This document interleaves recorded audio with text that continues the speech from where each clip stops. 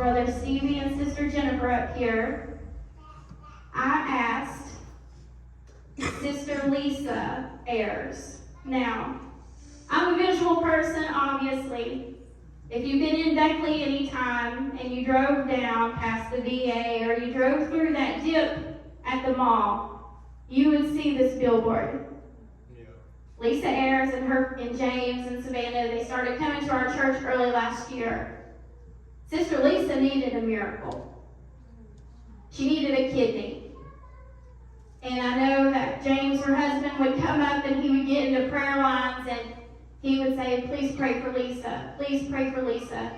Unfortunately, Lisa couldn't be here tonight. She's still kind of in quarantine. But I reached out to her yesterday. And I said, Lisa, is there any way that you could type me your testimony so that I could read it to everybody? Because that is one of the reasons. If you want to know what a miracle is, this is one of two that you're going to see tonight. So, again, I wish Sister Lisa could be here, but because she got her kidney, and you'll hear more about that soon, in just a few minutes, that's the reason why she's not here. So this is her words about her testimony. My testimony begins all the way back when I was 2. I got ran over by a car. My parents barely had gas to get me to the hospital. They stopped at a gas station, put $1 in gas, and took off. They got to a stoplight, and a tractor trailer looked over and saw me laying in my mom's lap and pulled in front of all the cars and stopped them all and let us go through. That was God working through that driver. They said I would be in the hospital for a month, but God said no way, and He healed me and got me out in a week. I did lose a kidney and a spleen, but God gave me my life. The news and the newspapers called me the miracle baby. I had lived with one kidney my entire life and was doing good until COVID. And COVID took my other kidney. I was on dialysis for almost 3 years, and it was horrible.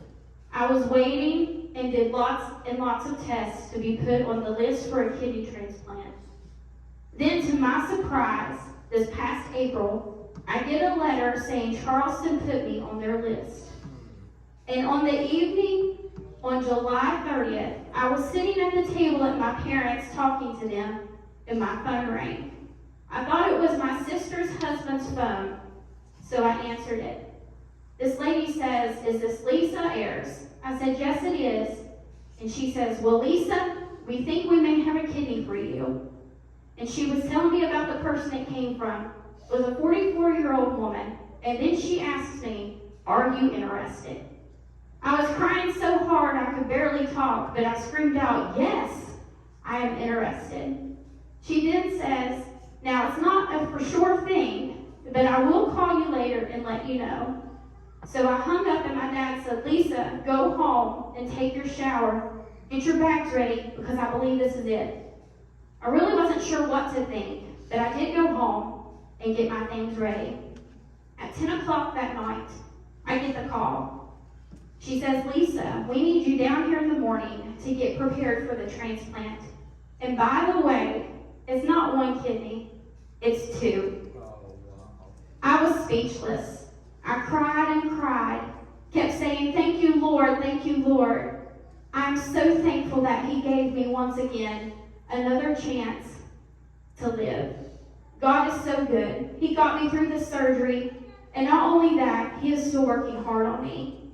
I do a test once a month to see what percentage my kidney is in, and for them to know what percent it is rejection. Well, this past month, mine is way below the percentage of rejecting, and my blood work has been excellent. My surgeon even said that he hadn't saw a creatinine level ever as low as mine on a transplant patient, which is very, very good.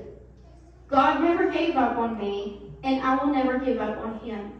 He stood by my side through everything I went through in my life, and He will stand by you too. You just have to have your faith and believe. God is all we need to get through anything. We can't ever give up. We have to keep fighting and believe. And that's exactly what I did. I'm doing really good right now, and I will keep fighting to stay this way. I know God has plans for me, and He wants me here for a reason. He has brought me through so much. God bless you all. We sure do miss you all. And whenever I'm able to, I will be right back there with you all. Now let's give Jesus a hand.